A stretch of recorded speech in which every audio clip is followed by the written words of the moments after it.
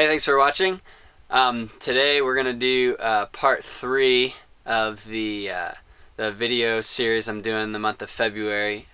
Today I'm going to talk about building beats for worship songs and prayer cycles, and I'm going to be talking about the different types of beats, the different sounds you choose, and the different application of them in creating the beat. And then next week I'm going to be talking about how to use post effects, how to blend them, and how to use them in a live mix.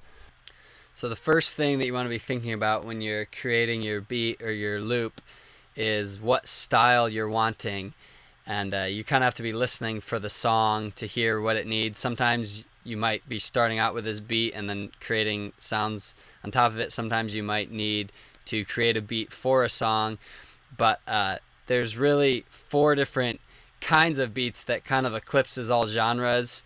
And when I say pick a style, I'm not necessarily talking about like R&B, hip hop, or anything like that. But picking a style of loop, and I kind of, this isn't like official, but I think of loops in 4 categories. The first category I think of is kind of loops that aren't really solid beats. They don't have like a solid kick or snare. They're just kind of glitchier stuff, a lot of more high-end, more hi-hats. David Crowder uses that all the time on his songs, just kind of loops that come in and out with just certain hi-hat glitches. And here's an example here from this cycle I do. And you can hear it's just kind of affected hits that are just kind of tapping, and it just gives, this by itself would not give a lot of feeling to a song, but in with a drum loop or a drum beat, it would actually help add a lot. The second kind would be more of the sub bass, or just kind of the beats that can kind of come in and out on just specific hits that aren't meant to sustain a solid groove.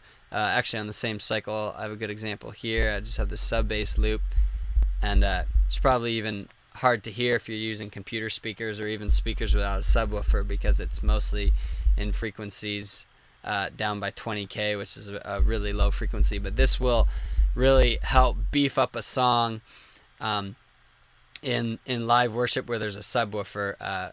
The drummer on Corey's team, the team I play with, David Whitworth, he has a drum pad, and he has a sub blast that he hits all the time, kind of at moments where we're hitting it big musically, and it really helps give it a boost.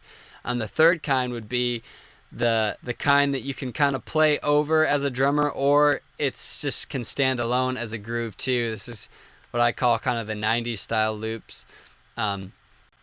This is a loop August 30th from a Delirious song, and you can hear that it just kind of grooves nicely, and it doesn't actually fill up a mix entirely, but it holds a nice groove. And so the drummer could come in with a tight beat over it, or it could just leave it like that the whole song. And then the fourth style, I would just call the slammin' loops, or the loops that basically dominate the mix and the beat. Here would be a good example here. The cycle that we do on Corey's team a lot. And you can hear like it's got a super dominating kick,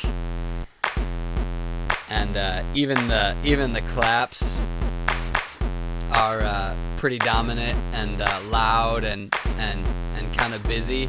And so when you have beats like that, you basically, as the drummer, you can only play over top the exact thing or do little offsetting things. You can't really do whatever you want, versus that clickier beat from that first style is more of a beat you could just kind of play over at any point.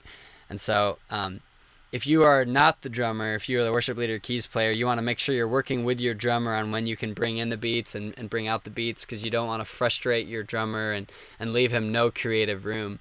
And some drummers love playing with loops all the time. Those are drummers that are normally what I call pocket drummers. They really like the groove and don't really need to change it up all the time. But then there's more what I call the more creative drummers, or the drummers that look to mix it up more.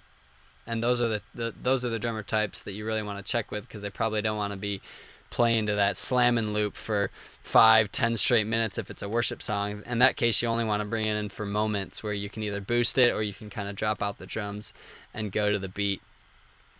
So once you kind of decided what you need, then you just come to make the beat. And I use a program called Guru. what I'm gonna be doing is general enough where it should apply to any program you use, but basically they have a grid over here of your samples, and it's this right here is 2 full bars. Right here you see this grid, and there's 16 of these little slots right here that I'm drawing in per bar. And for those of you familiar with drums and rhythm, that's 1E and a 2E and a 3E and a 4E and a is how you count out music. And if you want more hits than that, you can turn up the resolution, and Reason, same thing, or any other battery or any of these beat making programs all work the same. You can turn it up to 32 hits or 64 if you want to do kind of glitchier stuff. But today this loop I have is kind of like this real straightforward, almost nerdier electronic loop. And I'm not going to talk too much on specifically how you write in the beats and create all that. I think that's kind of up to you. I personally draw in my beats. Some people play them on a beat pad. It's so vast. There's so many different styles and genres. I might talk about how I personally make mine later, but that's just kind of a thing that you have to discover, how you like the different beat rhythms and all that. But the first thing is you want to pick your samples. Now I already loaded up the samples because that would take forever for me to load in all these samples, but for this loop I kind of picked the sound I wanted. I wanted a kick drum that was beefy but not too distorted or beefy. Here you can hear this kick. It's just kind of nice and full in the mix. It's 4 on the floor for 3 bars, and then on the 4th bar it kind of adds these extra hits in there. I like to do that a lot. It just helps mix it up and give the loop a little more flavor than just the straight 4 on the floor beat. Next I have the claps, and one of the keys to making your loop sound original, full, professional, however you want to say it, is using multiple samples and layering them in the appropriate spots to fill up the mix. So for example, I have 3 different clap sounds, and the first one I pan hard to the right, and it's kind of a higher clap, and it's panned all the way to the right. And then the left clap right here, my next one, it's kind of a little smackier, and I pan that one hard to the left, so then when you put them together it sounds a lot more full than just if you left them both in the middle or if you just had one sounding clap. And then I'll add a 3rd clap down here that's just kind of right in the middle, and it's a lower kind of digital sounding clap. And so you have the high end to the left, another kind of high end smacky one to the right, and then you have this kind of digital one in the middle. And what it does is it gives it a nice full clap sound. And suddenly it went from what was just kind of a normal sounding cheap clap sound to a pretty good sounding clap that'll fill up the mix. And then just on this beat you have a shaker here with the clap just to give it another texture. And then you see right here it just has an extra couple hits that gives it feeling. Now I don't have any hi-hats on this loop, and so instead I'm using these blips or chirps, as some people call them, and it's tonal, so I can only play it in one key, but it's just a different option than having hi-hat. And for me, I'm always playing with a drummer when I'm creating these for live worship songs or with cycles, so I'm always thinking about what the drummer can play with it or over it.